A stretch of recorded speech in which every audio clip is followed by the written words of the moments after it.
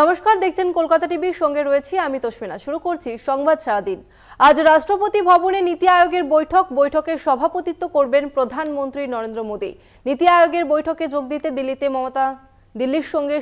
মোদীর সঙ্গে সাক্ষাতের সময় চেয়েছেন মমতা। বৈঠকে নেই অনেক কংগ্রেসি মুখ্যমন্ত্রী। ইন্ডিয়ার অন্দরে নীতিগত বিরোধ কেন?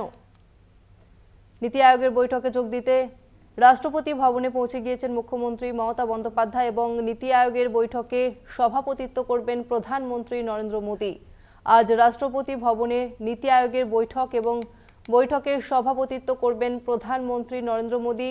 নীতি আয়োগের বৈঠকে যোগ দিতে দিল্লিতে পৌঁছে গিয়েছেন মমতা বন্দ্যোপাধ্যায়। মোদীর সঙ্গে সাক্ষাতের সময়ও চেয়েছেন মমতা বন্দ্যোপাধ্যায়। বৈঠকে নেই অনেক কংগ্রেসি মুখ্যমন্ত্রী।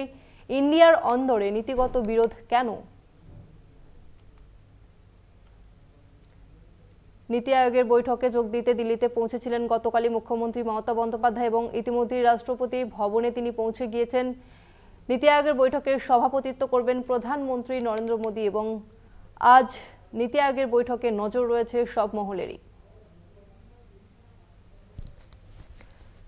আমাদের সঙ্গে রয়েছে ফোনলাইনে পলিটিক্যাল এডিটর আশিস চট্টোপাধ্যায়। আশিসদা, আজ নীতি আয়োগের বৈঠক রয়েছে এবং সেই বৈঠক থেকে কি উঠে আসতে পারে, কি জানা যাচ্ছে? দেখুন, এটা নীতি আয়োগের গভর্নিং কাউন্সিলের বৈঠক। এই বৈঠকে প্রধানমন্ত্রী সভাপতিত্ব করেন এবং রাজ্যগুলির মুখ্যমন্ত্রীরা, কেন্দ্রশাসিত অঞ্চলগুলির লেফটেন্যান্ট গভর্নররা সদস্য। এছাড়াও কেন্দ্রীয় মন্ত্রীরা এই গভর্নিং কাউন্সিলের সদস্য। আগে যে প্ল্যানিং কমিশন বা পরিকল্পনা কমিশন বলে সংস্থা ছিল ভারতে, সেই সংস্থাটি তুলে দিয়ে মোদী সরকারের আমলে 2015 সালে এই নীতি আয়োগ তৈরি করা হয়। নীতি হচ্ছে national institution for transforming India.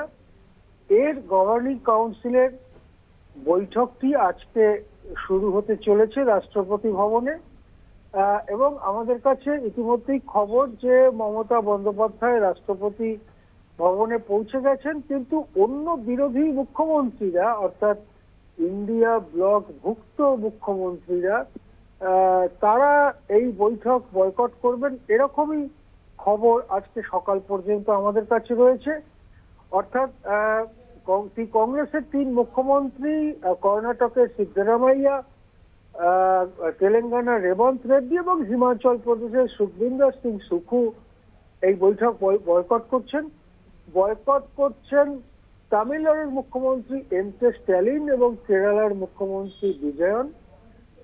বৈঠকে যাচ্ছেন না, বয়কট করছেন পাঞ্জাবের মুখ্যমন্ত্রী ভগবন্ত সিং মান এবং দিল্লির সরকারও এই বৈঠক বয়কটের সিদ্ধান্ত নিয়েছে।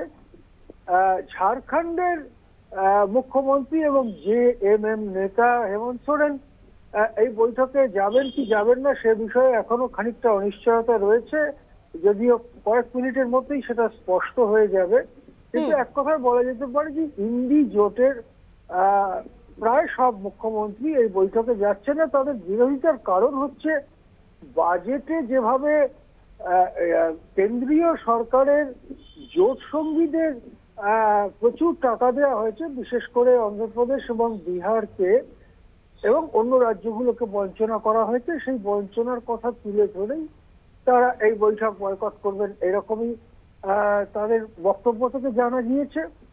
কিন্তু যেহেতু এটা কোনো নির্দিষ্ট মিটিং করে সিদ্ধান্ত হয়নি, তাই মমতা বন্দ্যোপাধ্যায় পূর্ব ঘোষিত অবস্থান অনুযায়ী বৈঠকে যোগ দিতে চলেছেন। তিনি বলেছেন যে তিনি সমগ্র বিরোধীদের হয়েই কথা বলবেন এবং তাকে যদি বলতে না দেওয়া হয় ঠিকঠাক, তাহলে তিনি বৈঠক বয়কট করে বেরিয়ে আসবেন। এখন দেখার যে কি হয় শেষ পর্যন্ত। হ্যাঁ, ধন্যবাদ আপনাকে আশিসদা। নীতি আয়োগের বৈঠকে যোগ দিতে শনিবার সকালে নির্ধারিত সময়ের মধ্যে রাষ্ট্রপতি ভবনে পৌঁছে গেলেন বাংলার মুখ্যমন্ত্রী মমতা বন্দ্যোপাধ্যায় এবং সকাল 10টা থেকে শুরু হয় এই বৈঠক। রাষ্ট্রপতি ভবনের সাংস্কৃতিক কেন্দ্রে নীতি আয়োগের পরিচালনা পরিষদের বৈঠক চলছে এবং যেমনটা জানা যাচ্ছে যে এই বৈঠকের মূল আলোচ্য বিকশিত ভারত এবং বাংলার মুখ্যমন্ত্রীর পাশাপাশি বৈঠকে যোগ দিতে পারেন ঝাড়খণ্ডের মুখ্যমন্ত্রী হেমন্ত সোরেনও।